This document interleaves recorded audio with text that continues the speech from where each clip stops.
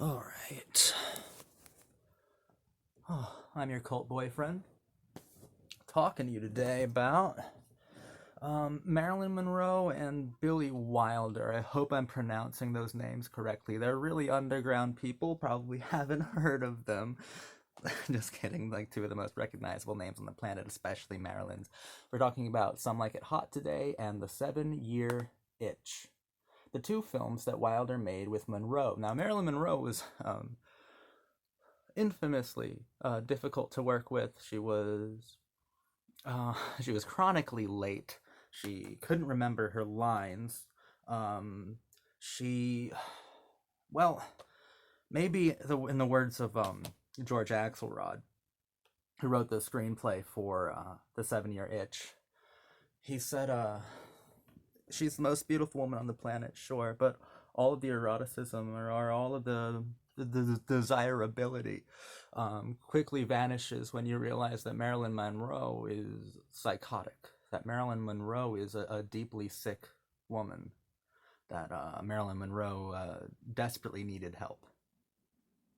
Um, just a complete psychotic. And Marilyn Monroe was a woman who was like desperately afraid of ending up in in an institution, in a mental institution. Her mother ended up that same way. Mental disease seemed to have ran in her family, and Marilyn Monroe was appearing to not be exempt from mental disease. But shit, today we're talking about two really funny movies, and Billy Wilder's really cool because I don't know if anyone's ever brought this up. I'm sure must have. I can't think I'm a genius. I'm the first person to think of this. What makes Billy Wilder films so interesting is that he starts off with a self-parody of something or someone because he knows that there's built-in personas to celebrities. So we have a bit of self-parody. You can think of like Marilyn in The 7-Year Itch, or even Some Like It Hot, but also, you can think of Gloria Swanson in Sunset Boulevard. You can think of Marlena Dietrich in A Foreign Affair. This happens all throughout Billy Wilder's films, where at first stars seem to be playing self-parodies of themselves.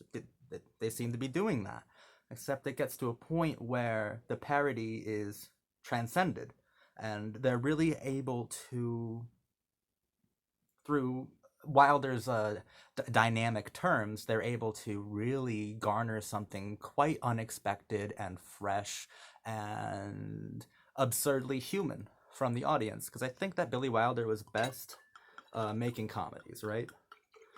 I like his film noirs, but I think even Billy Wilder likes his comedies more. Let's talk about The 7-Year Itch first. It was made in 1955. It was the first one that Marilyn and Billy Wilder made together. Co-stars Tom Ewell, who actually played this role on Broadway like hundreds of times. This film is really an exercise in getting past the Hays Code, in outsmarting the censors. It's a sex comedy with no sex. It's a film about eroticism without any sexuality. Honestly, uh, it's a film that, in Billy Wilder's opinion, he wished he hadn't made because he said it's kind of worthless since he couldn't go the full mile, since he couldn't do the entire thing, since he had to basically neuter the film for the censors.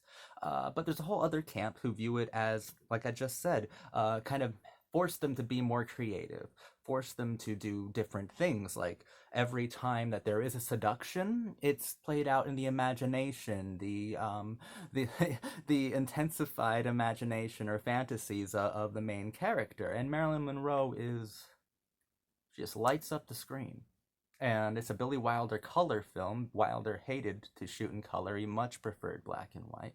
And his photography does look better in black and white, but Marilyn Monroe, every time she's in a frame, she elevates it. She such a peculiar quality, such another worldly quality. The second she appears on screen, it's almost like an angel has entered the room, halo and all. She's superb in here, and you do notice quite a few long takes in this film, meaning that Marilyn did have much more of a grasp on her craft, on her acting, than she would in 1959 with Some Like It Hot, where they actually would have to place her lines on cue cards scattered across the set for her to easily read, because she was that unreliable when it came to remembering her lines and even showing up to the set. On here, she did have her problems, but Billy Wilder faced it with a bit of a comic edge, you know? He's like, sure, Marilyn was late, but I have an aunt in Vienna who's always on time, but no one wants to see her in a movie. Like, he had a bit more of a cavalier, comically understanding way of handling Marilyn, of directing Marilyn here. And they seem to have a much better relationship on this film.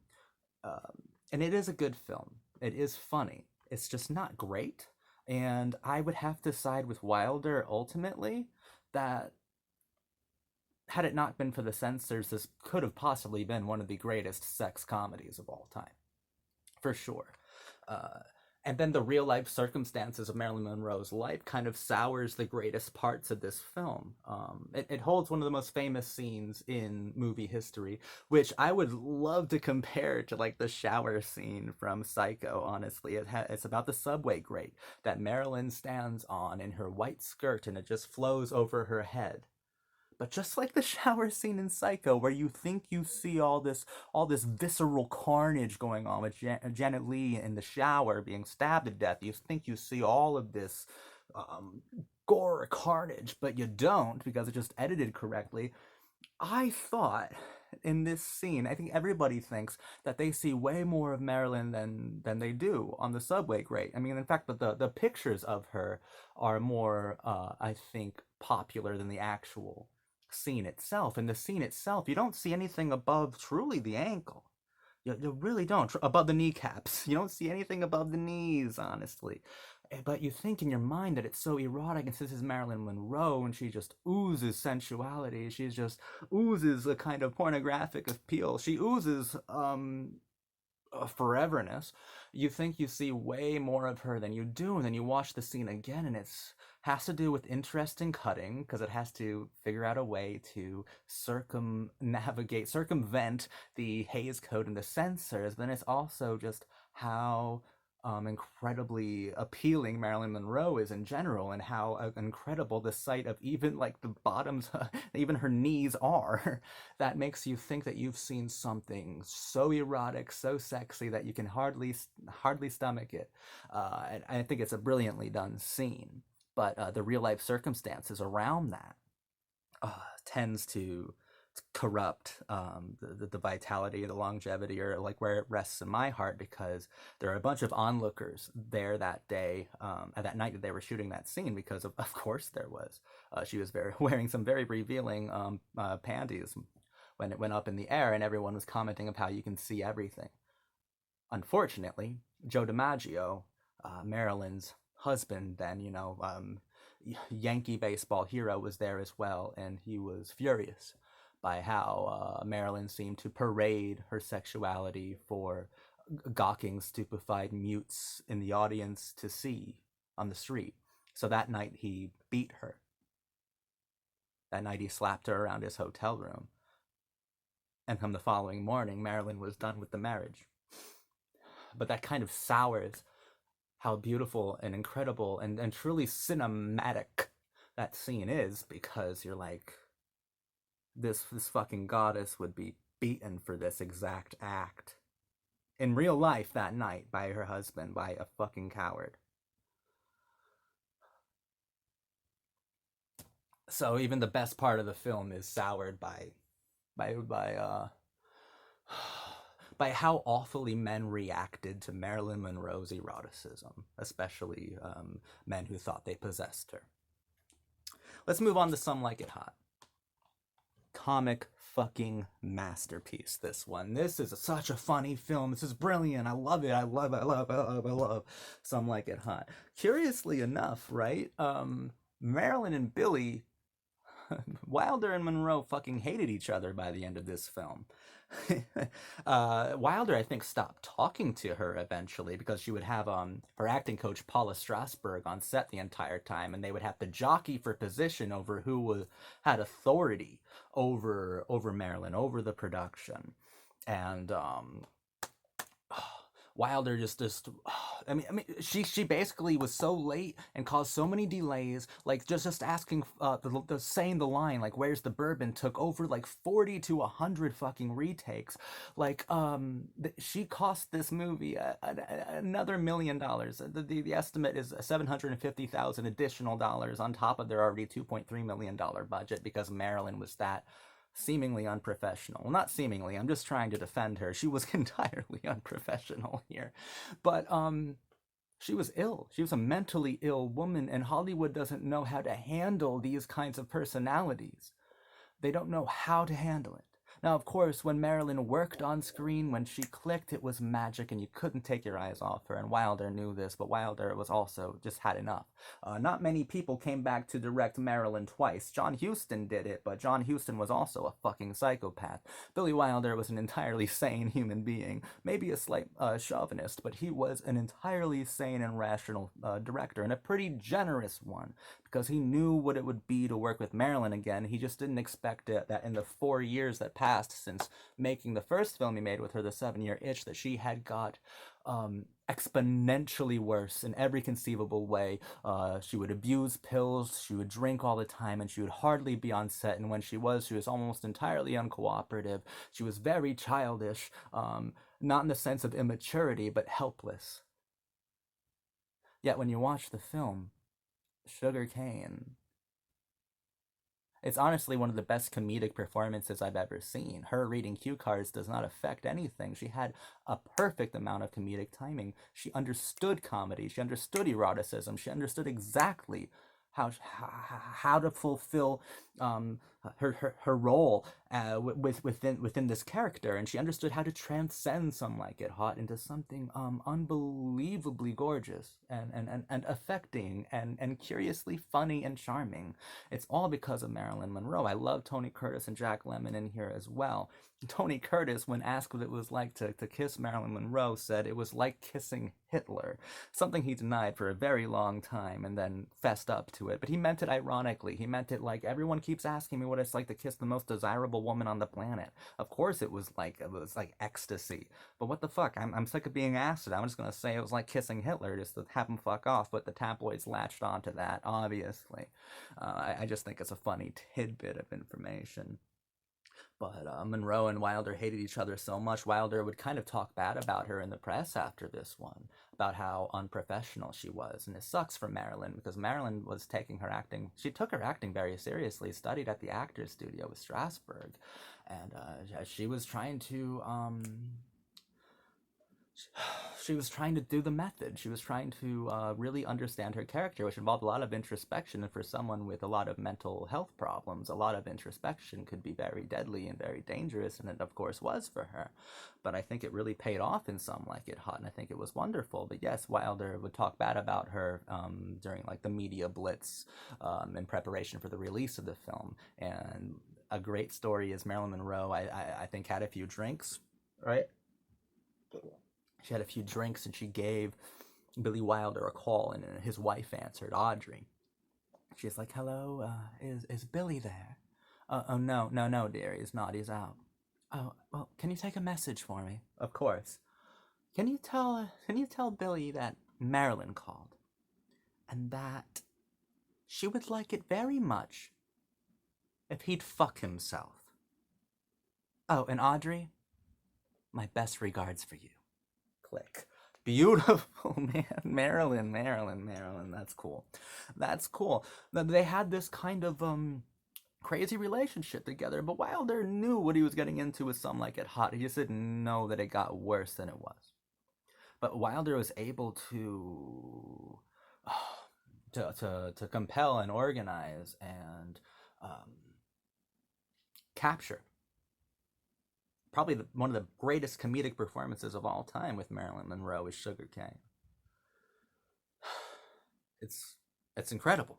It's incredible what they were able to do. I think it's a great partnership, and it's one that almost inevitably ended with a shared animosity. It had to have.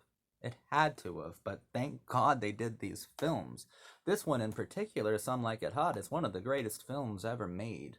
I think like something like The Misfits, the John Huston film, is like a haunted film, and it makes it an incredibly special film.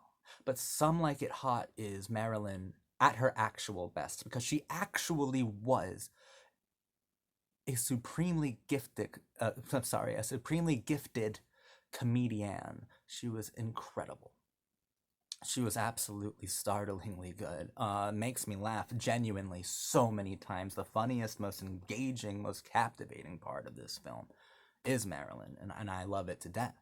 I absolutely love the film to death. Wilder would say that what Marilyn had was something called flesh impact, which might be a vulgar way to put it, but it's something that I understand definitely.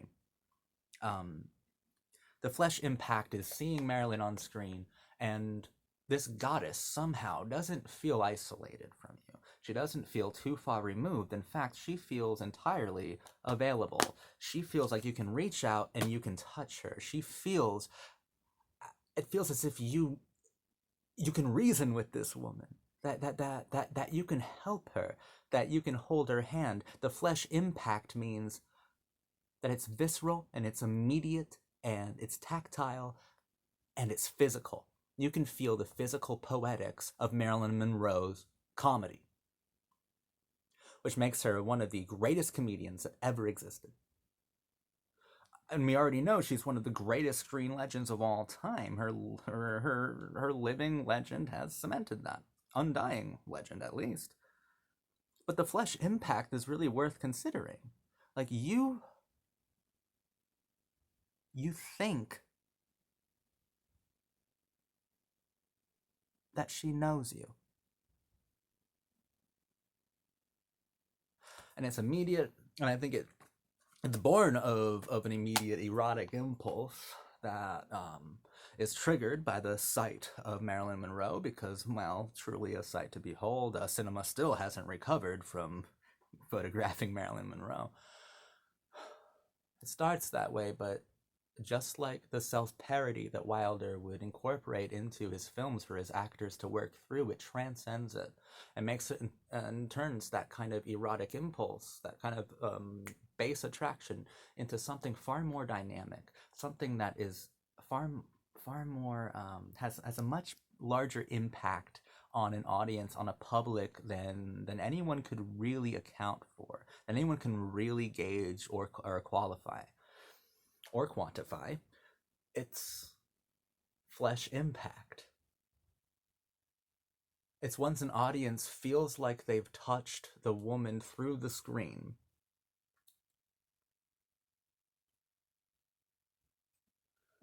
It's kind of possessive,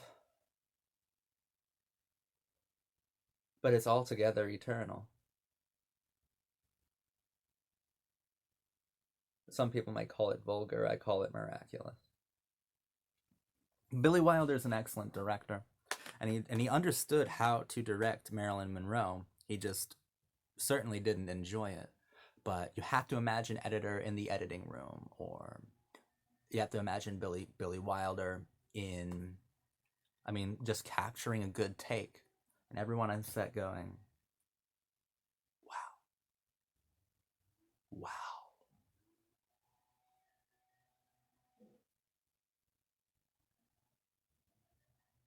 Marilyn Monroe, shockingly good.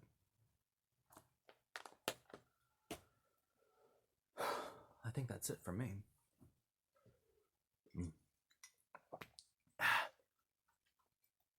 See, looks just like Starbucks, but it's a bit different, ain't it?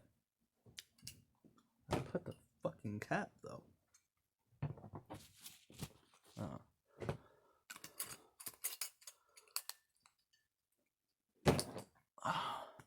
Thank you for watching my video. I've been having fun investigating this. Marilyn Monroe is, of course, she's philosophically fascinating. She's everything, right? I can't. I don't think I'm gonna say anything that no one else already has, because she's that kind of woman that people, from academics all the way down to homeless people, have spent hours contemplating, trying to reason with, because Marilyn Monroe seems so reasonable. And while that's a miracle of cinema, it couldn't be further from the reality that was her troubled and sad, sad life. Axelrod would call her psychotic and a very sad, sad girl. And sadly, I think he was right.